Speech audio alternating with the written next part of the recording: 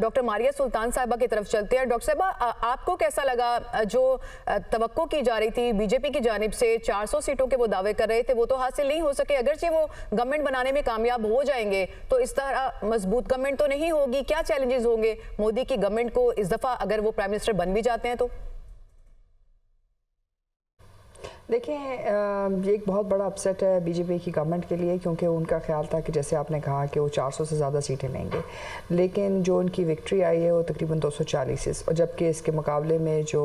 India جو ان کا opposition alliance ہے وہ تقریباً 232. اس کا مطلب ہے کہ در حقیقت جو فرق ہے وہ تقریباً 7 سیٹوں کا ہے.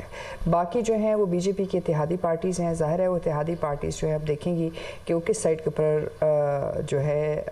جاتے ہیں اور اس کی کیا کنسیشنز ہوتی ہیں. دو میجر جگہوں کے اوپر جو ہے بی جے پی کو جو ہے اپسیٹ ہوا ہے, ایک اتر پردیش کے اندر اور دوسرا ویسٹ بنگال کے اندر, جہاں ان کی 66 سیٹس کے بجائے تقریباً 33 جو ہے سیٹیں وہ حاصل کرنے میں کامیاب ہوئے ہیں ایک طرف, اور دوسری طرف جو ہے اسی طرح بتدریج ان کے اندر جو ہے کمی آئی ہے. تو ایک لحاظ سے یہ دو چیزوں کی عکاسی کرتے ہیں. ایک تو یہ کہ جو ہندوستان کے اندر جو بی جے پی کی طرف سے ایک سوچ چلائی گئی تھی کہ وہ ایک ہندو جو ہے ہندوستان بنائیں گے, یہ اس کی ایک تو نفی ہے, جس کی وجہ سے جو آئین کی تبدیلی جو کانگریس کی پارٹی کہہ رہی تھی کہ جی وہ اس کو ہم نے بچایا ہے, یہ آئین کی جنگ تھی. لیکن اس کے ساتھ ساتھ جو چیلنج یہ ہے کہ ظاہر سی بات ہے, اس کا مطلب یہ کہ بی جے پی کی جو حکومت ہے وہ اندرونی طور کے اوپر, وہ تداخلی طور کے اوپر وہ تمام چیزیں مینیج نہیں کر سکی جو یہ سمجھ رہی تھی. اس کا مطلب یہ ہے کہ وہ اب بیرونی طور کے اوپر جو ہے زیادہ جارحانہ پالیسی اختیار کرنے کی کوشش کریں گے, اور ظاہر سی بات ہے یہ کرنے کے لیے وہ انٹرنلی جو ان کے ریاستی اداروں کے ساتھ, بالخصوص ان کے ہندوستانی فوج کے ساتھ, ہندوستانی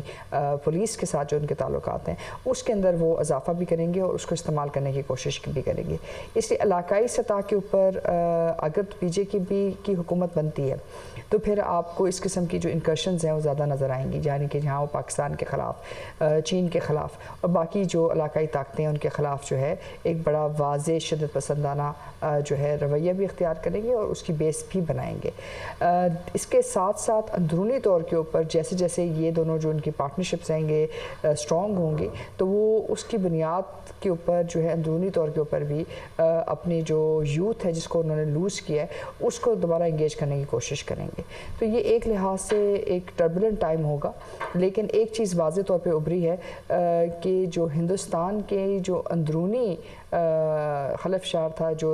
ایک طرح سے میرے خیال سے دوبارہ جو ہے 3 جون 1947 کی عکاسی کرتے ہیں یہ الیکشنز, وہ یہ ہے کہ اگر آپ اقلیتوں کے خلاف, مسلمانوں کے خلاف جو ہے ایک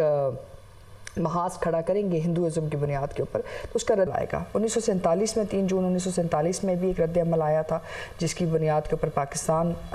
جو ہے واضح وجود میں آیا. اس وقت یہ جو کنسیشن ہے یہ صرف مودی کی اس کی انٹرنل پالیٹکس کی وجہ سے نہیں ہے, بلکہ ایک واضح جو ان کی بیانیہ رہا ہے جہاں وہ مسلمانوں کے خلاف, اقلیتوں کے خلاف جو ہے ایک ہندوستان بنانا چاہتی ہے, اس کا رد عمل بھی ہے, جہاں باقی تمام سیاسی پارٹیز کو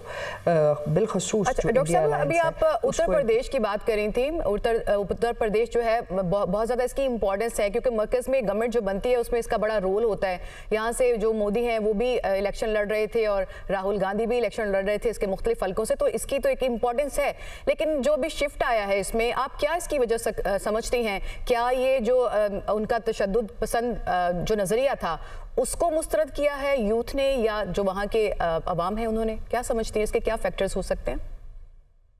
دیکھیں, جو زمینی طور پہ چیزیں نظر آ رہی ہیں تو اس میں تو 2 چیزیں نظر آ رہی ہیں, کیونکہ اگر آپ پہلے الیکشنز میں دیکھتے ہیں تو یو پی کے اندر بالخصوص تقریباً 80 سیٹیں ہیں جو نیشنل اسمبلی میں جاتی ہیں, اس لیے اس کو کہتے ہیں جی سوئنگ اسٹیٹ. یہ ایک بہت اہم ریاست ہے ہندوستان کی جو ہندوستان کی سیاست کے اوپر امپیکٹ کرتی ہے. دوسری جو اسٹیٹ ہے وہ ویسٹ بنگال کی ہے جس میں تقریباً 82 سیٹیں ہیں. اب ان دونوں صورتحال جب آپ دونوں کو ذرا قریب سے اس کا تجزیہ کرتے ہیں تو آپ یہ دیکھتے ہیں کہ پچھلی دفعہ تقریباً 71 سیٹیں جو تھیں وہ بی جے پی کی حکومت کو ملی, اس سے پہلے تقریباً 66 تھیں, لیکن اس دفعہ صرف 33 سیٹیں ملی.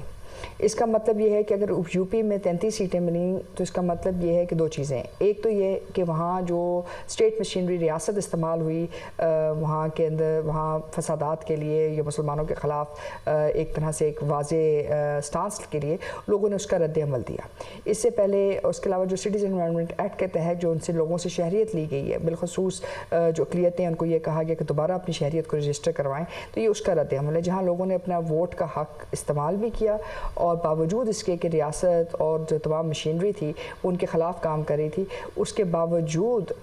جو ہے بی جے پی کی حکومت تقریباً 33 سیٹیں، تقریباً 66 میں سے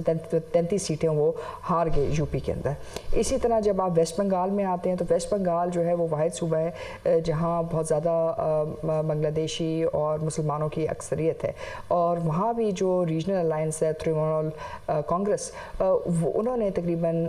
جو ہے بی جے پی کو مات دی اور تقریباً 29+ سیٹس لیں۔ تو اس کا مطلب یہ ہے کہ وہاں بھی ایک رد عمل آیا، کیونکہ اگر رد عمل آیا ڈاکٹر صاحب، لیکن اگر ہم دیکھا جائے تو اب ہمارے ساتھ ہی رہے گا، ہمارے